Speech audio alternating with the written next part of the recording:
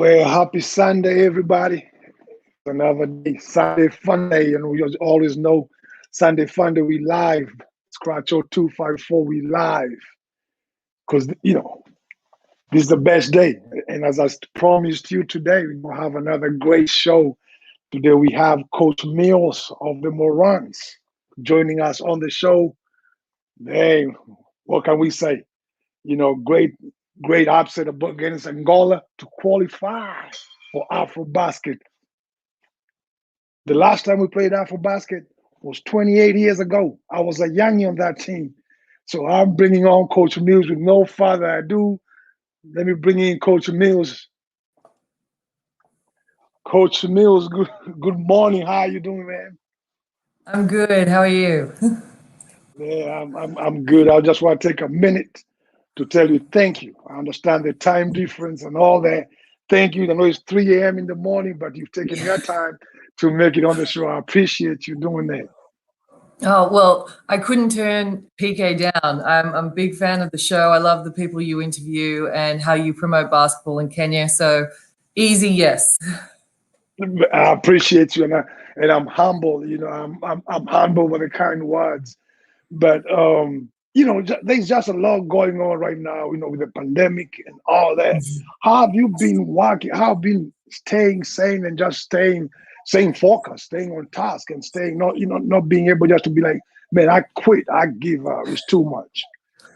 Well, look, 2020 was the first time that I actually didn't head to Africa in about a decade. So, Wow. I was getting all ready for the Basketball Africa League. I was going to sign with AS Sally from Morocco, and I was like maybe 2 or 3 days away from flying for that. And then it all got shut down. So I decided, what kind of growth do I need to do as a coach during this period?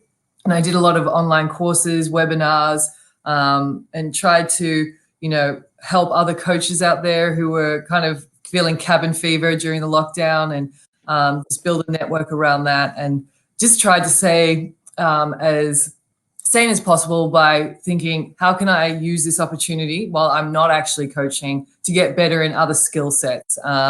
And so, you and I have both done the same basketball analytics course, and so stuff like that to keep me sane really helped during that time.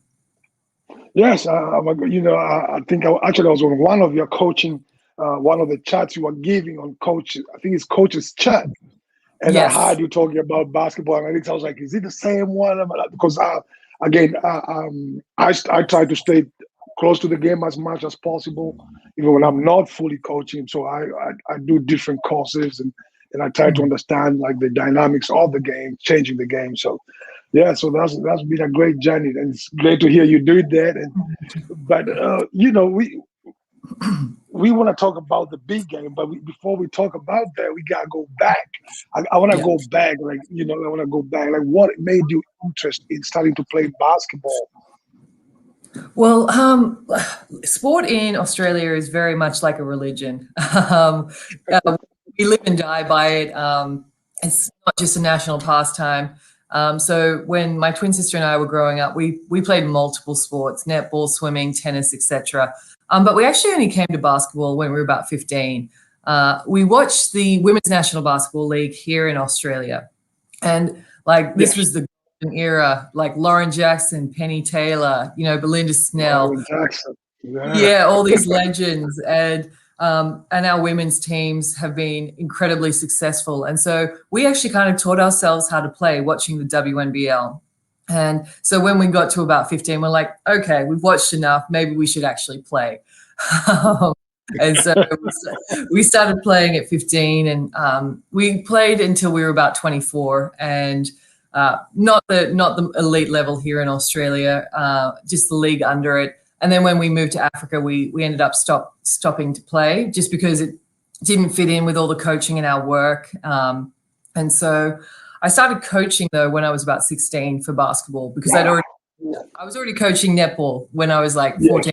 But coaching in the loosest sense, like you've got an under eight team, wasn't super serious. So we were identified as having, you know, those leadership qualities by a great coach called Daniel Fisher.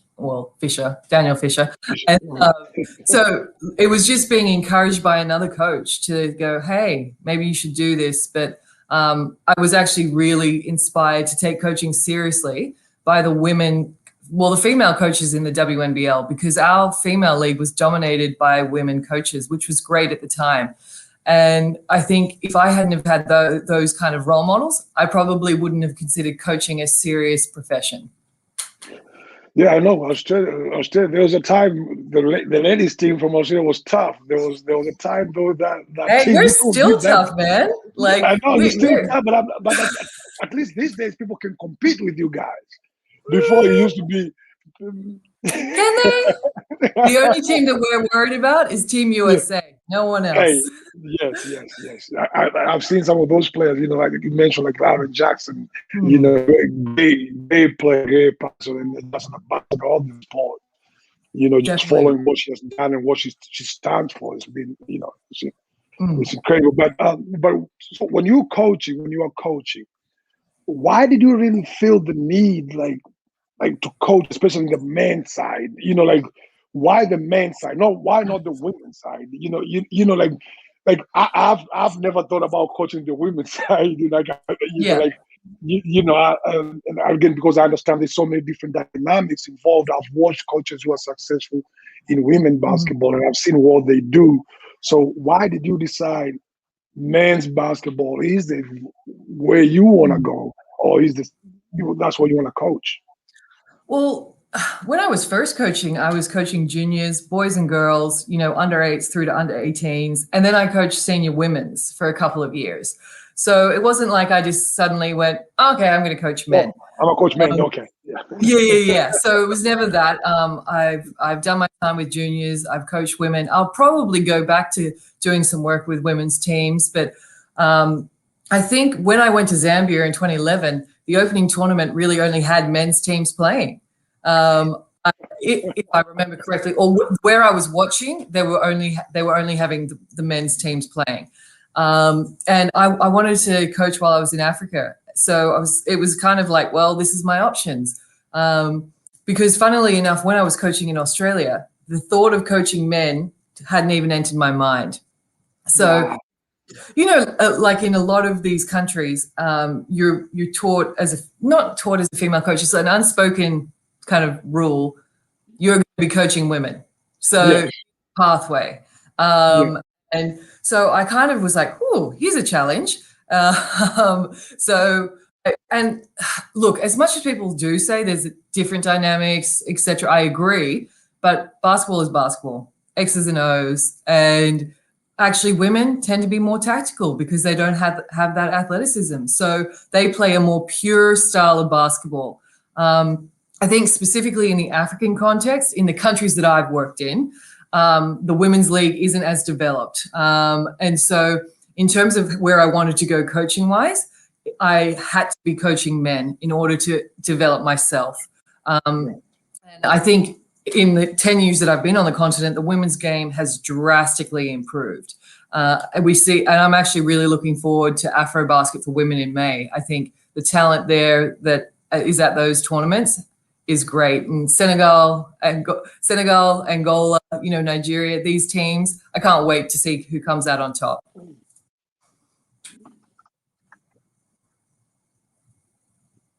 Yeah. I gotta let you know, Omari says he had to tune in to this one. Two greats right there. Omari Goudou, man. Shout out my brother. That's my little brother. Hey, I want DRC. I want to see DRC at Afro. I hope they're in our group, Omari. Yeah, that's like my little brother. So since high school, I've known him since high school. Yeah, he's a great guy on and off the court. A really quality guy. Yeah, straight up. Yeah, one of the hardest players actually I've ever been around. And I've been around a lot of players. He's exactly that's a huge compliment to him. No, I'll put him to work. I know. I'll put him to work. But I'm actually a bit scared of if I work with you, you'll probably.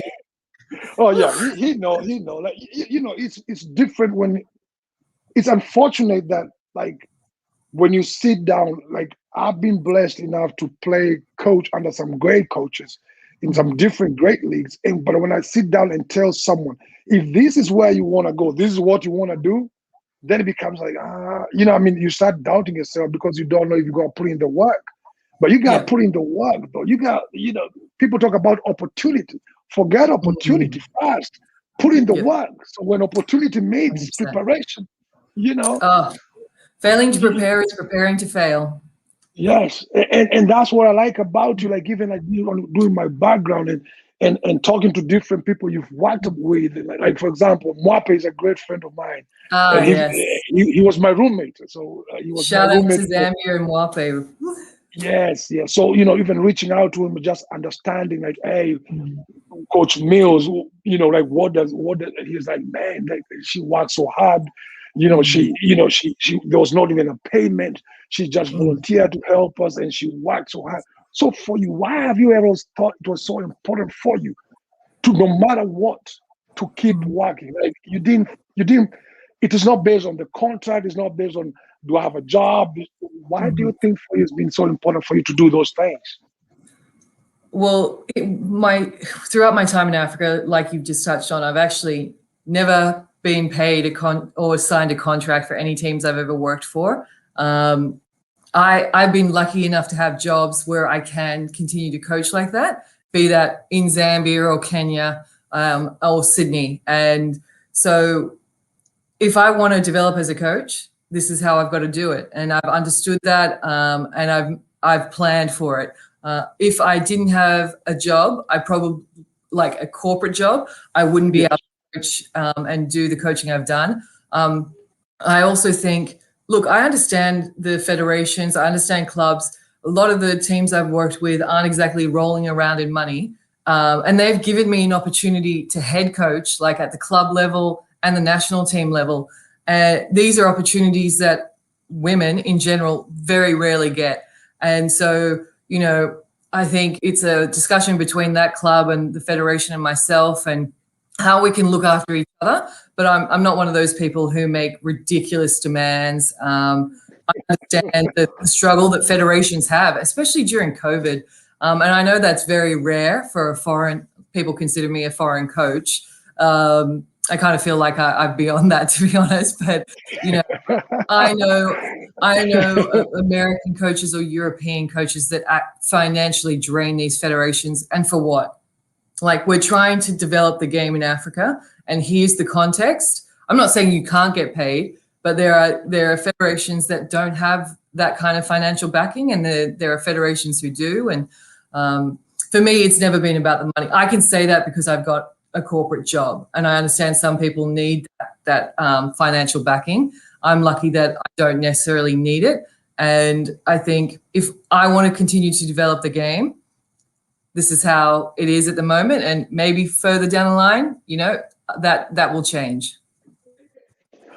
Yeah, and in the context of what you just talked about, that you have a job, like walk me through what your day was when you were coaching the Morans. Like, how was your day? When did you work? When did you go to practice? When did you prepare for practice? How was that for you? Because with the time difference, must have been tough with the time difference. Yeah, before daylight savings, Kenya was 8 hours behind Sydney. So while I was in Kenya, I would log on to work at 10 p.m. or 11 p.m.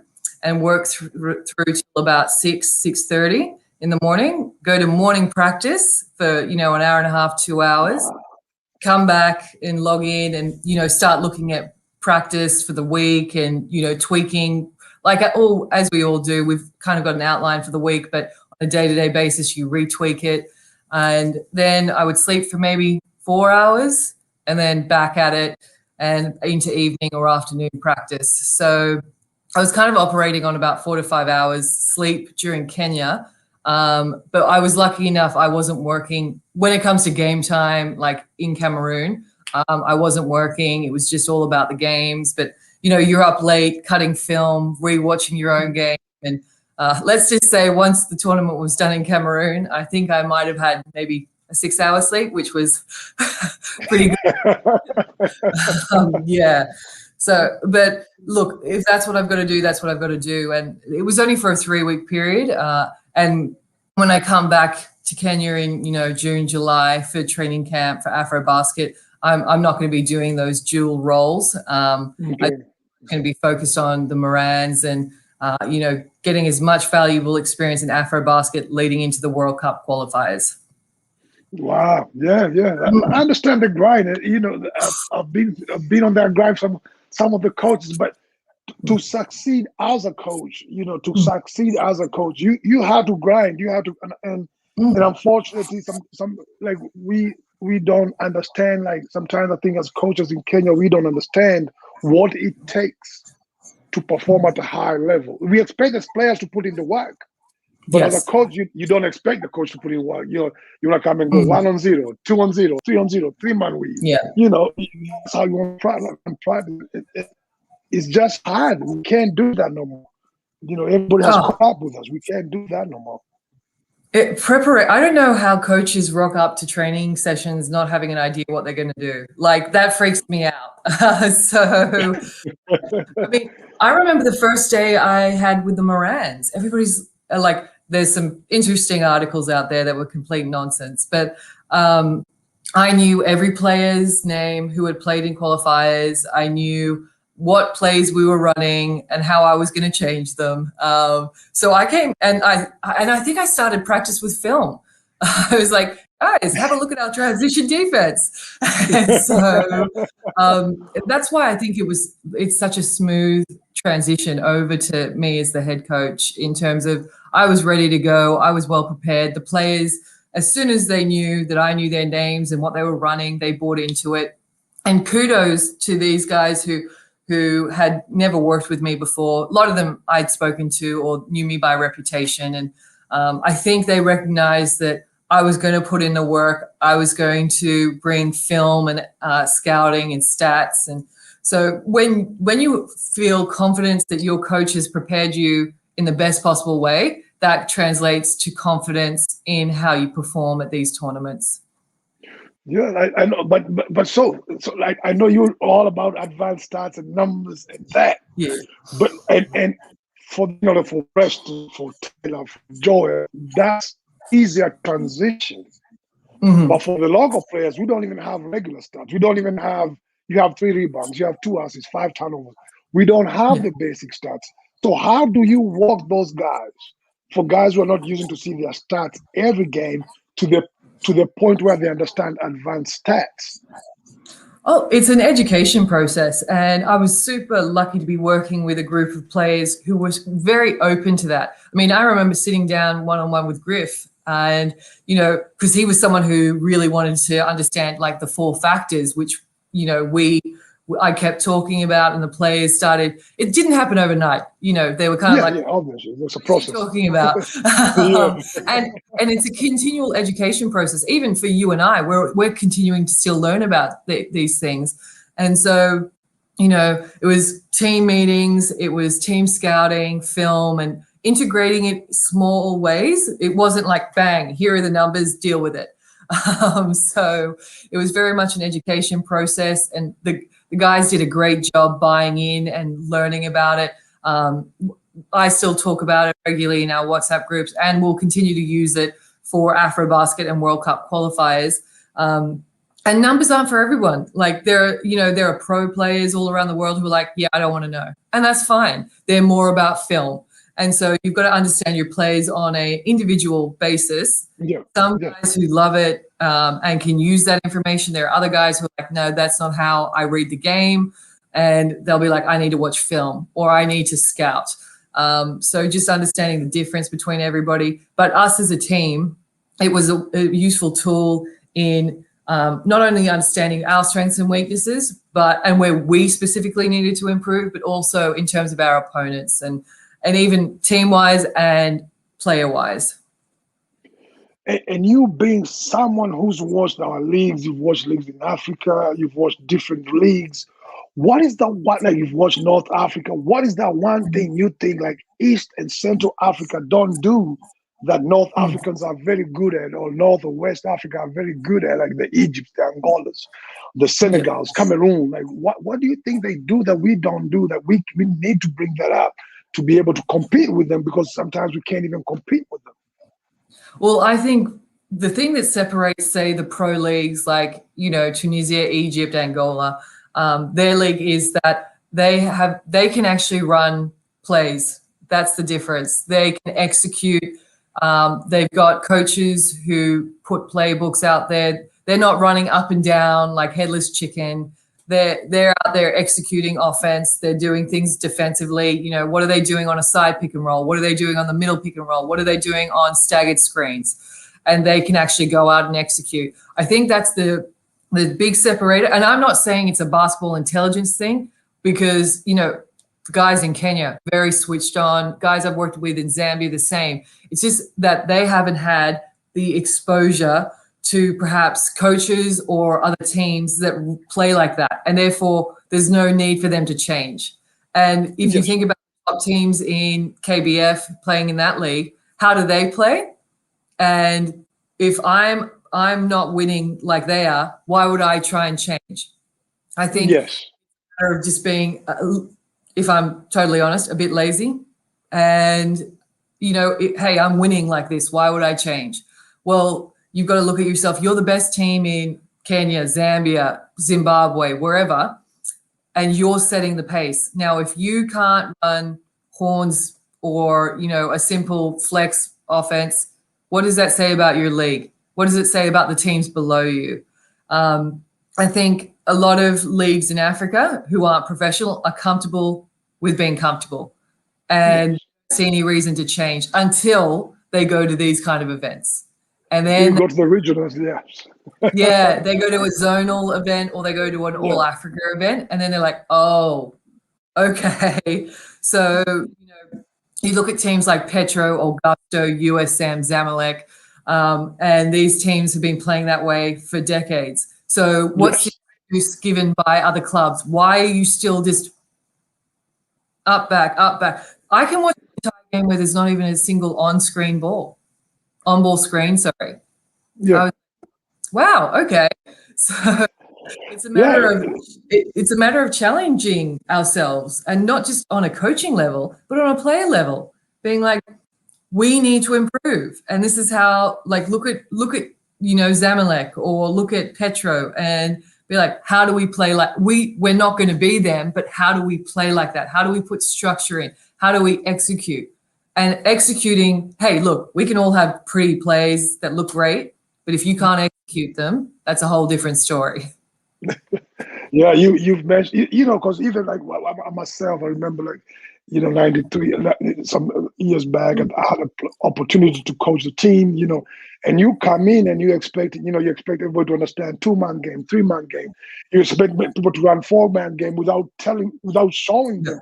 But it surprised me. We did not know, and I had to break it down. I had to start like 1-0. Like, okay, here's what this is how you get open. You can't use a big guard anymore because guys are stronger, quicker than you, so you can't even push off.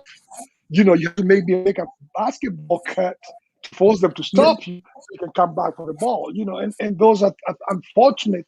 As you say, if you just play the league in Kenya, you're not going to be challenged that way because you don't meet a 6'4" wing or 6'4" point guard or someone who's much stronger, quicker, and bigger than you. Definitely. And I think that's the disadvantage we have in just playing our leagues. Because I remember a time in Kenya basketball,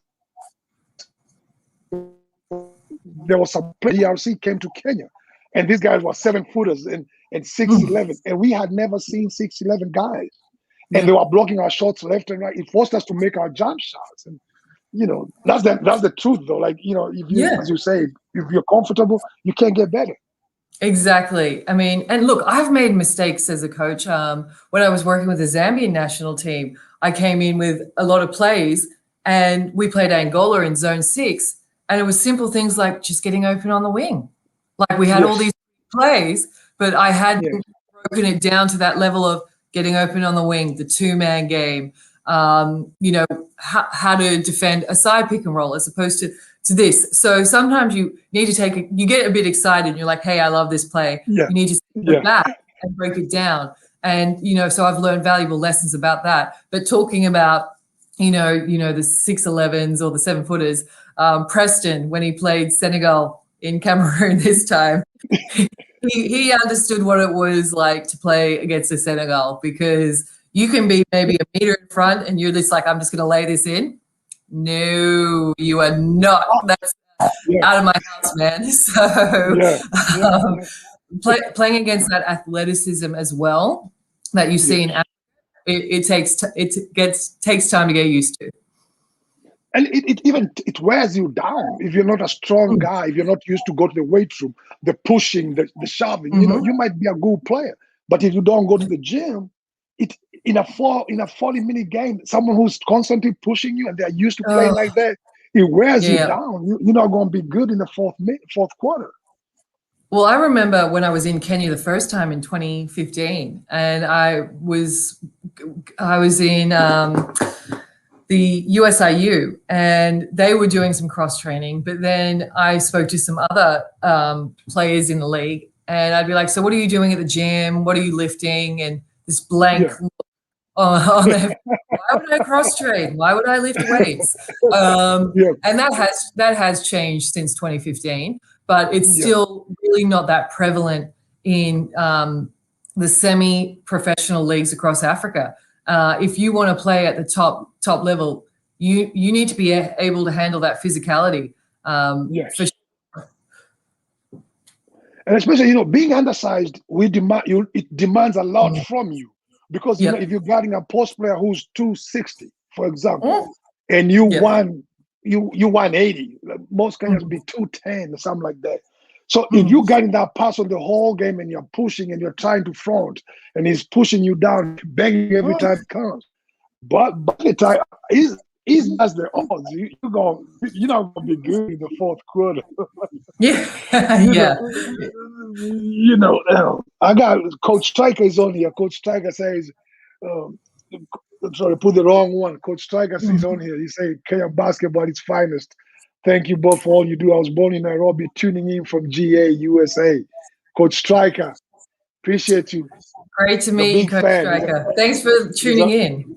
Yeah, he's a big fan of you, and I've seen him making comments online about you and everything you've been able to do. But I can't go on without talking about the boots.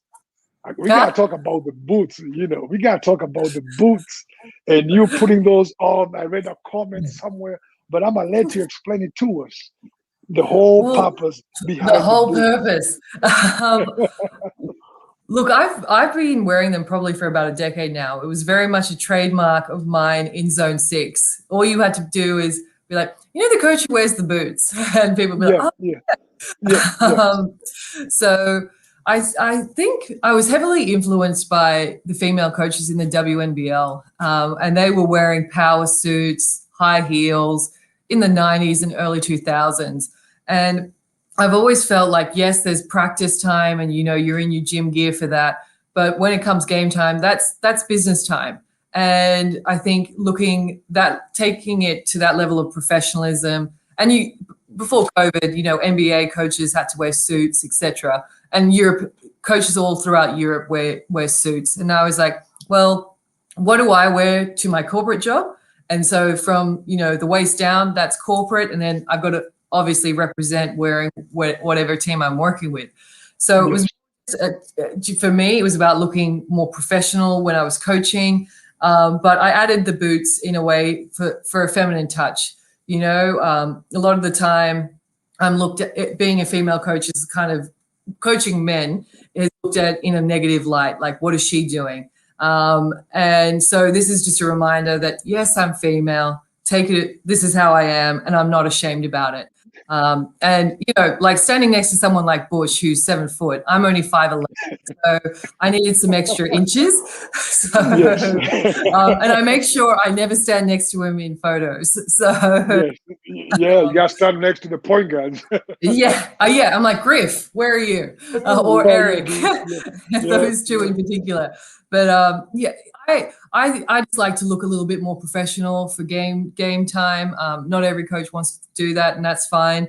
But the boots are just also very much about being like, yes, I'm a woman, and I'm proud to be a woman, regardless of what you have to say about it. yeah, yeah. But before we continue, I got a great question here from Omari. I think Omari is asking you: do you think do you think it'd be possible to have a top 5 team from Kenya in top 5 in Africa? Do you really think that? Okay, let me read this because this is like full. Yeah. Very much. Do you think recruiting from yes, I agree. I think Kenya does a great job, better than I've seen in any of the other countries I've worked in. Obviously, I haven't been to all 54, but the ones I've been to, they do an amazing job of recruitment and developing players. I think and Bush mentioned this in our press conference after Angola, we've got great continuality coming through. I think that's the best thing about this Morans team. And it wasn't necessarily always just about what we can do now. It was always looking to the future. And that's a credit to the Federation. Our team manager, Kush, has done a great job reaching out to players all around the world and nurturing talent within Kenya. And I think, there's so much talent across Africa that I think everyone's developing really quickly. Yes, I would love to see Kenya up there. And it's a matter of developing players from 1 through to 5 and not just, identifying 1 or 2 players. It's about identifying 20 players and thinking, okay, what does our under 16 national team look like? What does our under 18? And actually competing, though. It's not enough just let's have a training camp. No, go to zone 5. I want to see Kenya at an Afro Basket for under 16s, under 18s, so that by the time they get to the Morans, then there's so much talent. It makes my job actually difficult picking, the 12. So in the next couple of years, I think Kenya's going to drastically improve in FIBA rankings. As soon as we start getting, that Afro Basket experience, the World Cup qualifying experience, it's going to have a great trickle-down effect. And I think Kenya in the next couple of years is going to be a team to reckon with, especially in Zone 5. Yeah, I really agree with you because I think this is like maybe 20 or 2009, we lost a game against Rwanda. And Rwanda at that time had, they had all the foreign players and the naturalized players. I've heard about this. Yes, we lost to them by 10. And I came back and I think I was in a press conference and I was talking about if Kenya was to bring everybody who plays outside Kenya, and I'm talking about Kenyan players, born, I'm not talking about naturalized, I'm talking about players from Kenya who are outside. I don't think any team would be able to compete with the Angolas, with the Senegal. I really believe that because if you look at our structure in basketball, we have a great structure. We just have to harmonize them. We have the Kenya Secondary Schools Association League, and then we have the University League, and then we have the Premier League. We have the Division 1 leagues. So it's just a matter of us, making it like an ascension league where you maybe play high school, you go to college, then you go to Premier. Just to make it more competitive. It's about, and I started this in Zambia, building a player pathway, and not every player is going to be elite. So then you have, players who are social, semi-professional. So how do we go from high school to university to domestic and then to something like BAL? Yes. So what does our pathway look like? But first and foremost, you have to have a coach pathway. Yes. So that is critical before you even think about how we develop players. First and foremost, who's the person who has the biggest impact on players? A coach. Coaches. And I see exactly. And the question is now for Kenya, how do we develop domestic league coaches? Because they're the most crucial person right now in terms of, okay, what do the coaches look at in high school or primary school? What are coaches doing in the university league? So that by the time they get to the domestic league, it's like, hey, we're running horns, flex down, motion, that all these terms they know about, they can run, and developing a coaching curriculum that mirrors that pathway as well. Yeah, and for example, I've always been about this mindset. Like I look at Kenya, and I've seen when we compete, I've seen where we are not big. We long athletic. We're not big, but we are long athletic. Even our post players are not big. We have tall and lanky, and with very great ability, physical abilities, God-given talent. Yep. But I've always thought, like my thoughts have always been, for us to compete with any team, we have to be able to play faster than most teams in the tournament in Africa. Because of what? When we come to a half-court set, we really cannot bang. We don't have players to play back to the basket. We don't have a guy who can just dribble the way in there and get to the just from your recent experience, what do you feel like from high school, colleges, and all that we should implement for us to be able to, when that player gets to the Kenya team or the Morans, they're like, this is how we've been playing all year long since I was in high school. This is how we've been playing. Well, great question, because obviously in everybody's mind, people are like, Kenya runners, right? So hey, I mean, I finished looking at our stats, and we're actually we're kind of very average when it comes to points per possession, and how many possessions we have in a game. Egypt is by far the most high-paced team that will go into Afro Basket, and that surprised me, because I was thinking, okay, I know I slowed us down a lot because, Angola is going to play a grind. They do not want to play up and down. Senegal, obviously, Senegal was a very young team, and their Afro Basket team will look very different. They're not going to play that kind of up and down pace either. But for us, and this is something that we're actually going to discuss next week. We've got a team meeting, and what is our identity? What do we want to be known? And I don't want to throw my ideas on the team yet. I want the players to have a serious think about, as Kenyans, maybe we don't want to play at that fast pace. Maybe we want to be known as a team. Like, if you can play in the half court, you're going to compete against the Tunisians, the Nigerians. Maybe that's what we want to be known as, or we want to be known as a great defensive player, like great defensive team like the Angolans were in the early 90s and early 2000s, right? They won off their defense. So, without projecting too much before that meeting, there are certain things I would like us to be known as, but I think it's important for the players to decide how they want to play. In terms of filtering this down, more at a junior level, I think it's really important that Kenyans are known as being hardworking. That kind of reputation is more important than, hey, we can outrun anybody, or we block every shot. Having that reputation as hardworking, well prepared, open-minded athletes, that is definitely more important than those tactical preferences at that level, I think. Yes, but like when I compare like high school basketball in the US and high school basketball in Kenya. You go to a tournament in high school in the US, every team knows how to run flex. They go into their offense to a kind of flex. But in high school in Kenya, you try to teach flex. It's very tough because the players are not used to the concepts. Yes. There's no reading and reacting. It's more like option one. It's not there. We have to reset, go to option two. We have to reset, go to option three. So at that times I'm talking about, like, what do we need to do? Like those developmental coaches. We have so many basketball.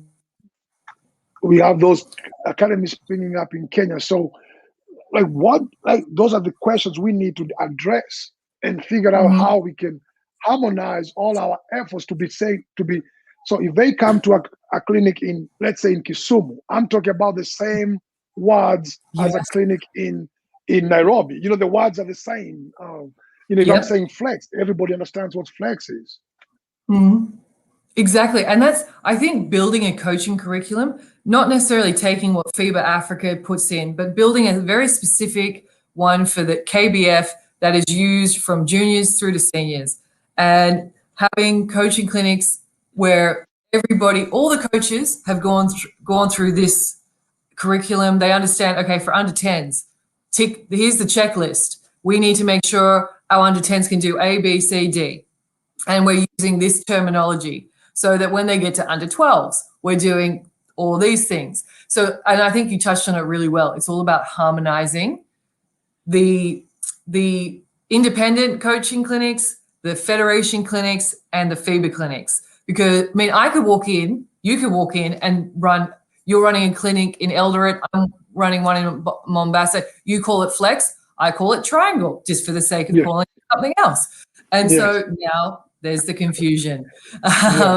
And I know there's terminology that we in Australia use that I've been caught up using when I've been in Africa, and people are like, what is she talking about? What's that? Yeah. So it's about, I think, first and foremost, building an actual curriculum that is Kenya specific, and understanding what skills need to be done at what level, agreeing on terminology, and everybody speaking the same language. Yeah, one of a Kenyan grace here, she said those boots look good on you. Nancy, this boots, mom. She says the boots look good on you, coach. Thanks, Nancy. Yeah, in a short time, you've had so many fans in Kenya. I can tell you, you came in, and I think think the expectation, people looking, and what's the expectation? Where do we go? So you coming in, how did you feel at that particular time? You coming in, what was their pressure? Do I qualify? Do I, you second guess. I find myself sometimes second guessing myself, even though I'm like, is this how can I do this? How can I become better? How do I get to the next level? You have those questions, but you have a way to get to answer those questions. But do you second guess yourself at that particular time you're coming in and here's the team? Look, I was actually very confident that we were going to qualify. I think it's a great group of players. They have incredible self-belief. I have not been around a team that is this well gelled and bonded, and there's respect. So it was an absolute joy to be able to work with a group of men like this. There was always this vibe. It was that, yes, we're going to qualify. And we had incredible self-belief. So it was easy for me as a coach to walk into that. I'm always super prepared. And so I played Angola so many times that, I almost feel like back of my hand. And I've watched Senegal for years. I've always wanted to coach against them. I know Mozambique from Zone 6. And so I was very confident in who we were playing. And I think, and there was this sense throughout the whole group that, we hadn't played well in that first round. No one had seen this team play at their best. They had a great Afro tournament, and I think we wanted to kind of build on that more than, say, the first round of qualifiers. Just about tweaking a couple of plays that weren't working, reestablishing some principles on defense. But it all came down to that self-belief. And I'm sure you've spoken to some of the players, but, we went in to win 3 games. We weren't like Mozambique, who went, okay, we're going to lose to Senegal and Angola. We're just going to beat Kenya. Yes. And look, maybe that strategy could have worked. But for us, we're just not that we're just not that kind of team. We're not coming to participate. I don't care if you're Tunisia, Nigeria, Senegal, whoever. You can be the best team in the world. We're coming and we're competing. We are trying to win every time we step on the floor. And I think we felt really confident in that preparation, our practices, our film, our stats, our scouting. We were locked in. We got to Cameroon, and it was just this. And even with the drama that happened in Cameroon, we never lost sight of what we needed to do. And we all kind of woke up the day of that Angola game, and you as a coach will know this as well. You kind of wake up and you're just like, we're going to win. you Yeah, know? a good day. It's a good day. Yeah, Yeah. yeah, you're just like, we're gonna win. And Yes. it so for me, there wasn't a lot of self-doubt at all, really. It was great atmosphere, lot of positivity. I was very excited to get to know a lot of these players on and off the court. Great group of guys to, travel with, be in the dining room with, hang out with. I don't hang out a lot of the time with the players. Just, I like to keep that kind of separate. But these guys were great, great vibe. So I think really the only time I had some doubt is heading into that Mozambique game. I was just really worried about the emotional drain of qualifying and being able to turn it around.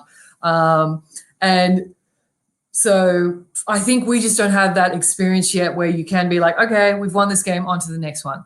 Because it was, Yes.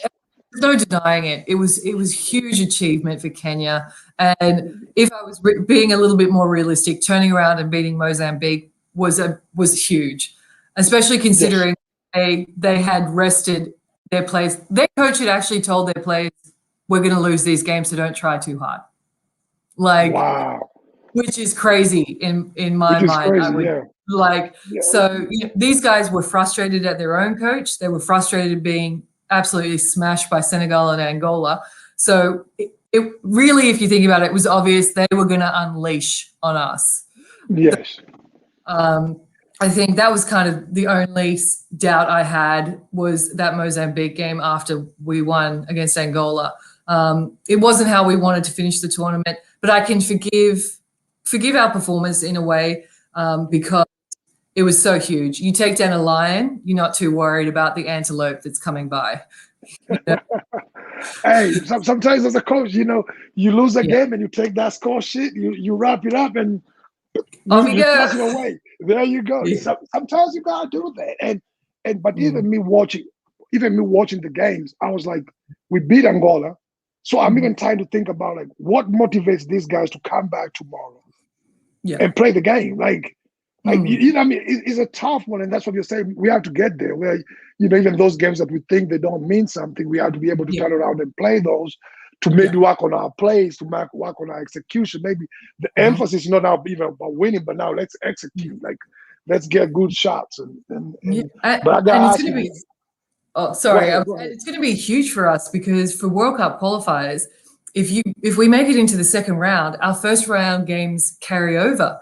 So it's not a matter of just winning. It's by how many points, how many wins do you have. So it's like we can't be giving up games like that, but valuable learning experience. Yeah, and you and I both know, good teams win the games they're supposed to win. Yes. For you to be a good team, you have to win the games you're supposed to win. And now the games which are in doubt, like let's say we are playing. If we're a good team now, we're playing Angola, home and away.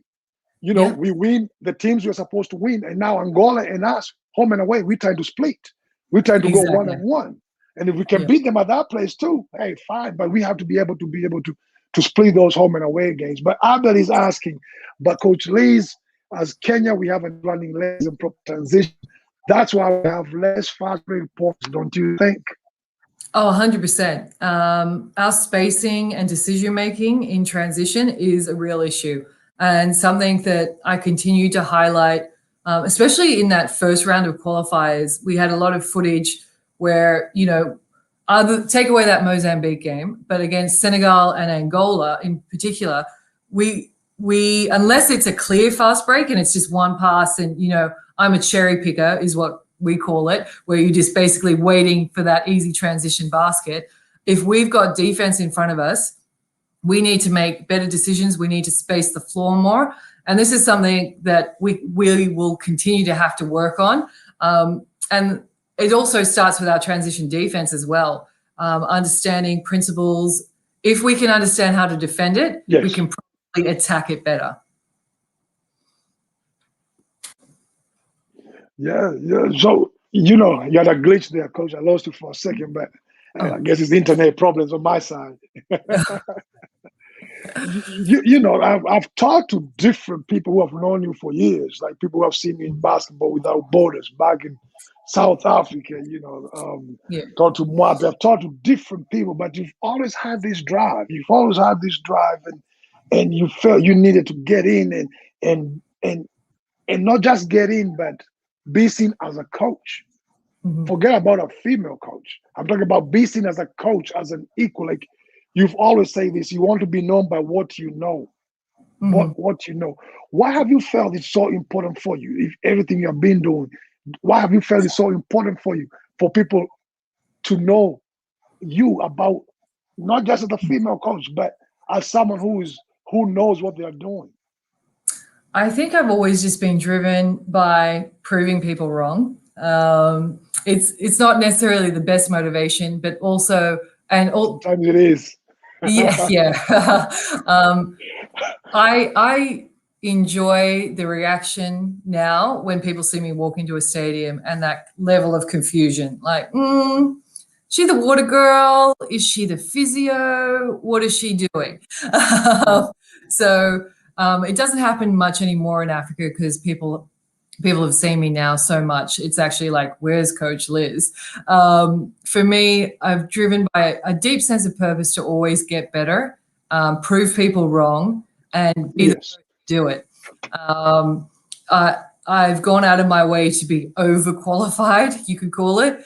You know, master's degree, undergraduate degree, courses left, right, and center. And that was me being like, well, who else has this qualification? You know, who else can compete Yeah. on this level? And then it was about gaining that experience, be that in Zone 6, Zone 5 with Cameroon, Afro Basket, BAL, proving that I have valuable experience across all different teams in Africa, not pigeonholing myself to, you know, I could have coached in Zambia for the next 20 years. If Yes. I could have definitely done that. Yes. And so it was always that drive to continue to get better. And I always said to myself after I went to Zone 6 Club Championships, and I was very well introduced to, you know, Petro, Interclub, Bolo, Good who teams. was playing at the Yeah. time. Now, let's just say we're not going to talk about the score lines, but, No. Scholar, we don't. but I was like, okay, Angola's the best. I'm coming for them. And so it took me 10 years, but we got there. And I wanted to be a role model to other coaches. And that's not necessarily even just female coaches. That's Yes. every person who thought, hey, I can't be doing that, or because of A, B, and C. Well, if she can do it, what's stopping me from doing it? And that for me, I said in 2012, I want to be the first female to coach at Afro Basket. And 9 years later, come August, I will have achieved that. So it's all about, for me, the drive to continue to get better, proving people wrong that women can do whatever we want. If, you know, if I want to be a president one day, why not? And being the first to break through that barrier and prove that we can do it and we can be successful.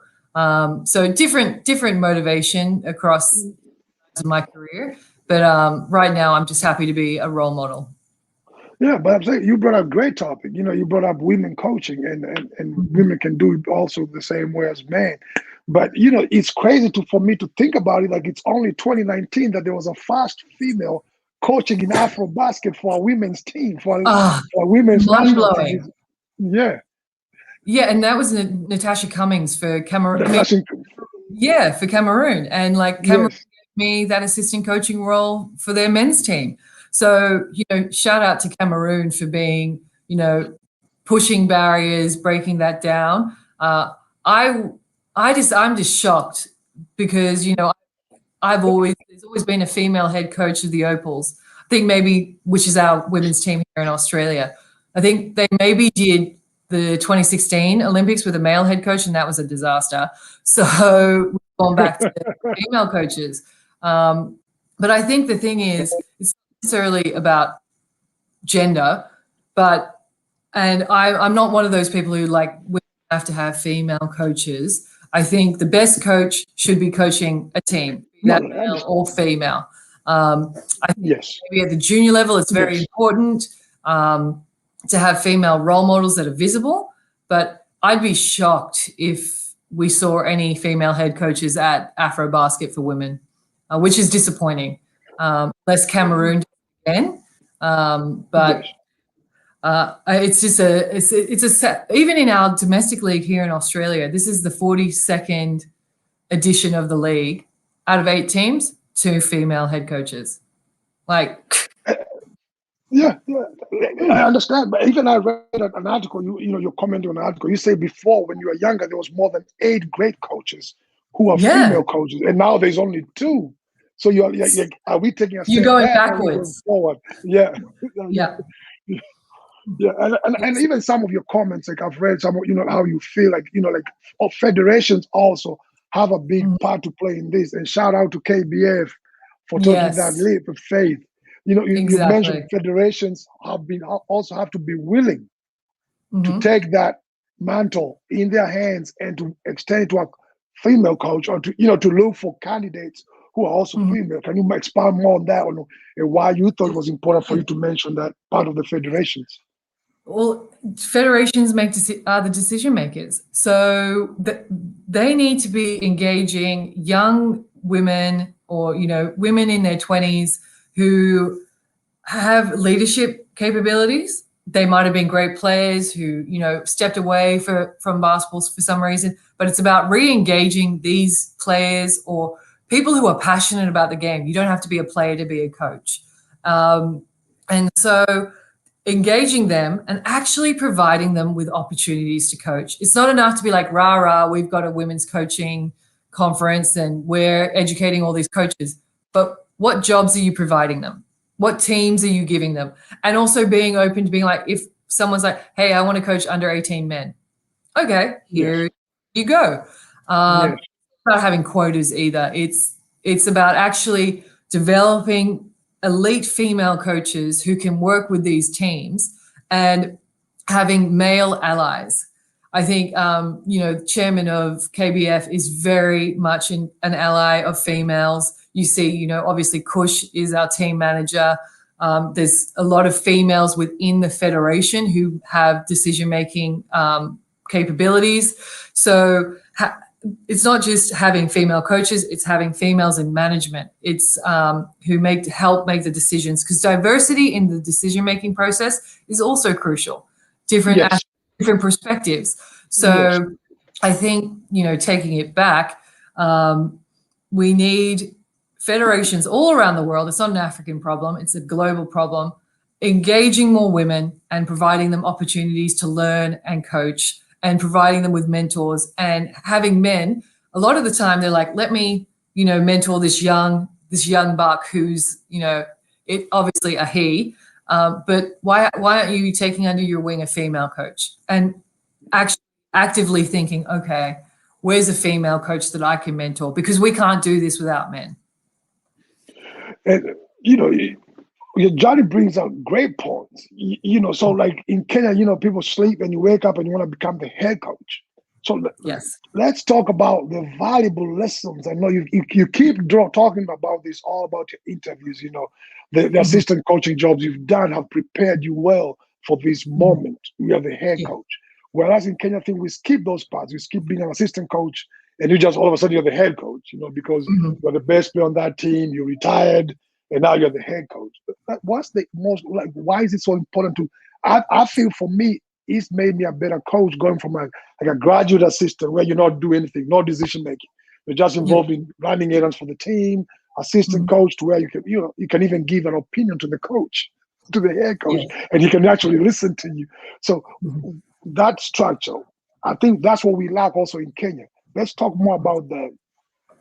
Well, when I first started coaching here in Sydney, my twin sister and I were assistant coaches to a really qualified male head coach, and learning under him and understanding, how you run practice, what drills you select, what plays you do, and stuff like that. That was a great learning experience working with a more experienced coach.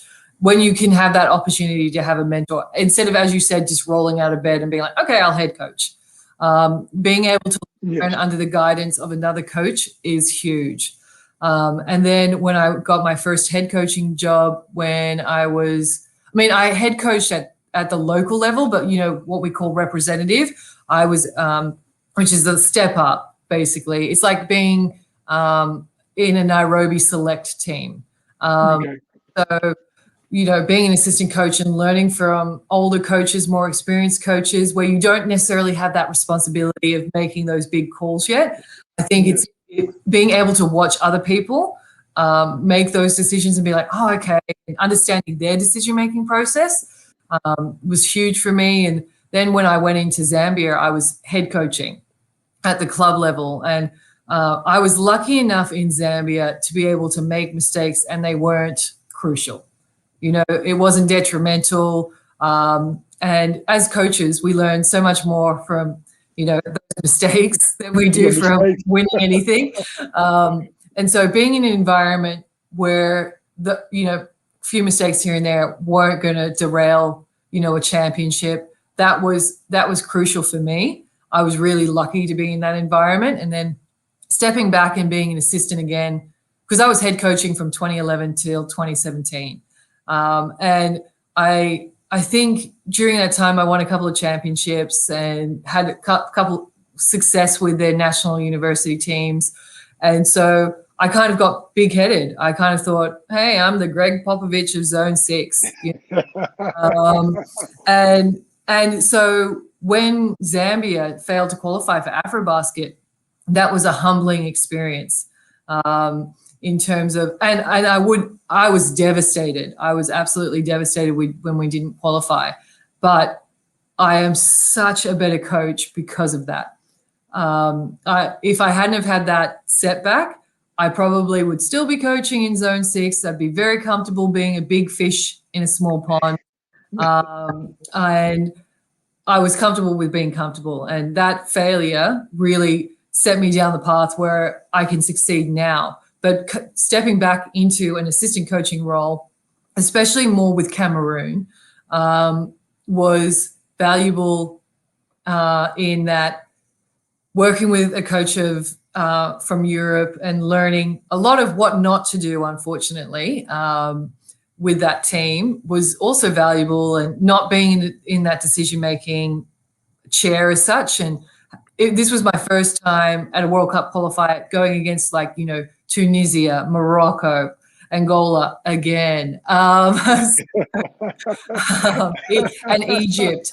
So being able to sit back and not be in the hot seat and reevaluating and being like, well, how would I have done that better? Or he did a great job doing that. Being able to get that perspective rather than very much being in the moment and having to make snap decisions.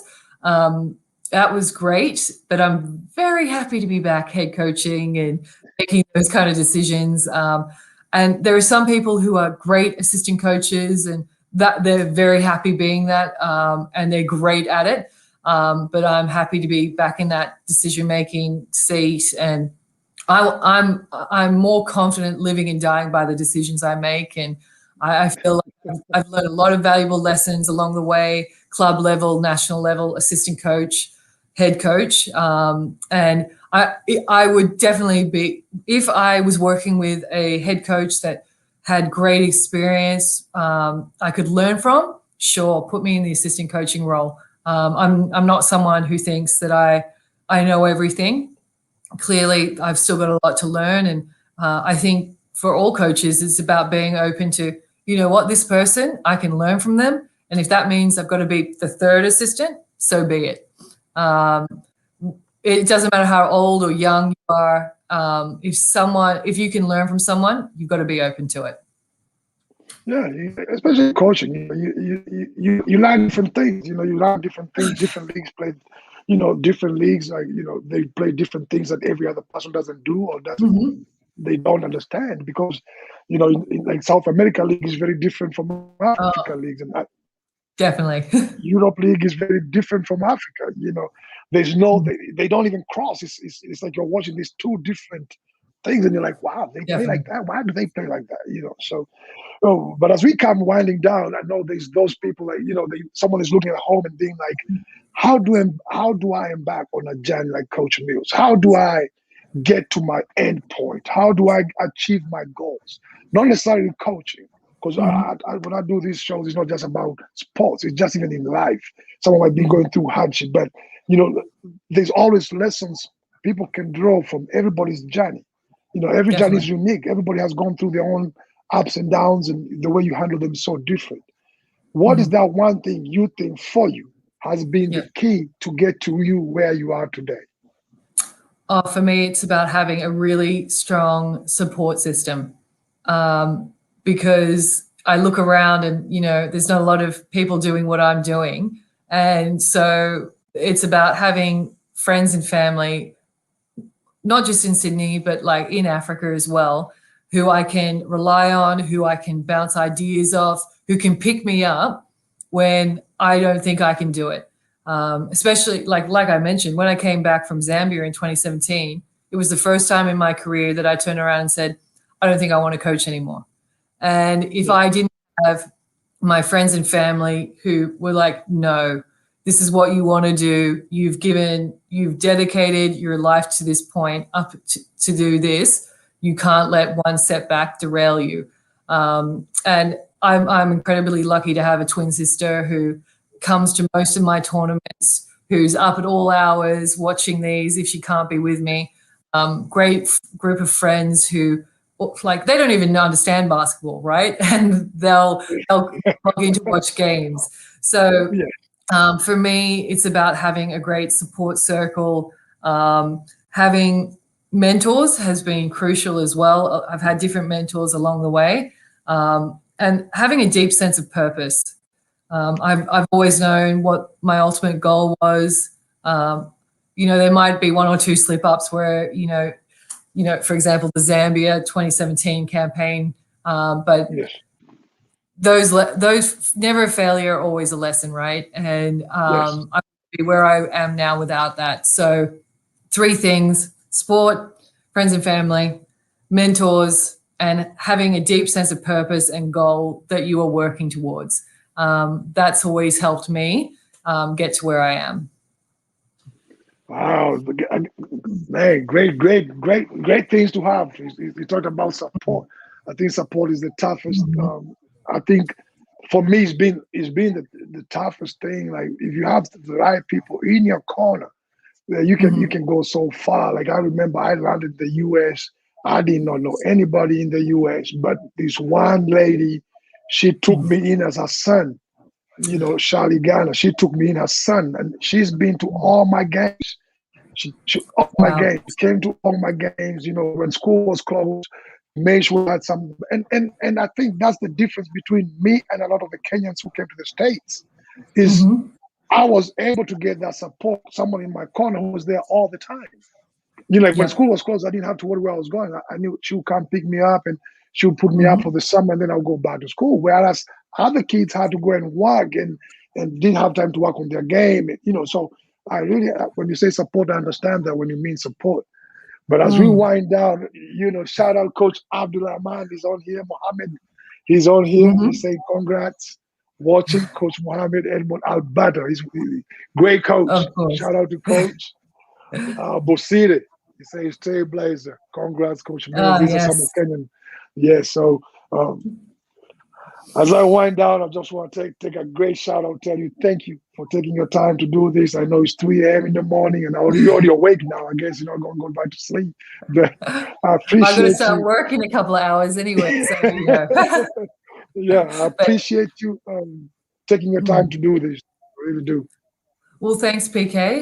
Definitely one of my favorite interviews because a lot of the times we get bogged down in what did you think Angola was going to do in the third quarter, or what do you think? And it's nice to actually step away from the game, the actual games, and discuss basketball from a different perspective. And that's why I always love your shows. It's definitely more than just basketball; it's about the people. So thank you, and hopefully we have the opportunity to work together in the future.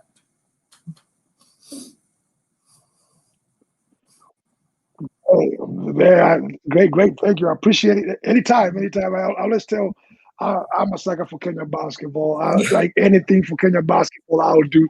Because I really believe if it wasn't for Kenya basketball, I would not be the person I am Mm. today. And basketball has opened numerous paths for me, journeys, and in all different avenues. Everything I've achieved in my life is through basketball today. You know, all the Mm. coaching, all the education I've gotten, everything is through basketball. So if I can do it, I didn't believe someone else could. There was nothing special about me when I was growing up. I wasn't 7 feet. I wasn't, someone just Mm. believed in what I was doing and they gave me a shot. So yes, ma'am. I look forward to it. Hopefully everything can line up and we can work together someday. Oh, I would love that. Yes, ma'am. Yes, ma'am. And shout out, wish you well. I wish you Thank you. well. Please, yes, ma'am. Stay safe. I know there's so much going on right now in the world. We can't even take every day for granted. So I wish you well. Definitely. Be blessed. Stay safe, and hopefully I'll see you soon. Same to you. Ciao. Thank you, man. Ciao. Man, there you had it. Great 1 hour conversation today with Coach Mills. As we say, know your circle, man. Get the right people in your circle as you pursue your dreams. Get the right people in your circle. Get your support system. Know who's for you. Those are the people who are going to make your life get to your destination. So get the right people in your corner. And great lessons today. Always pursue your dream with everything you got. Don't cut corners. True testament of what perseverance and persistence can do. Coach Mills has volunteered, has taken time off, volunteered, and never worried about whether it's going to be paying and everything. But when when opportunity meets preparation, that's what we say lucky. But you got to be prepared to take that, to seize that opportunity. So till next time, till next Sunday, stay safe, be blessed. That's my time. I got a good one for you next Sunday. See you then.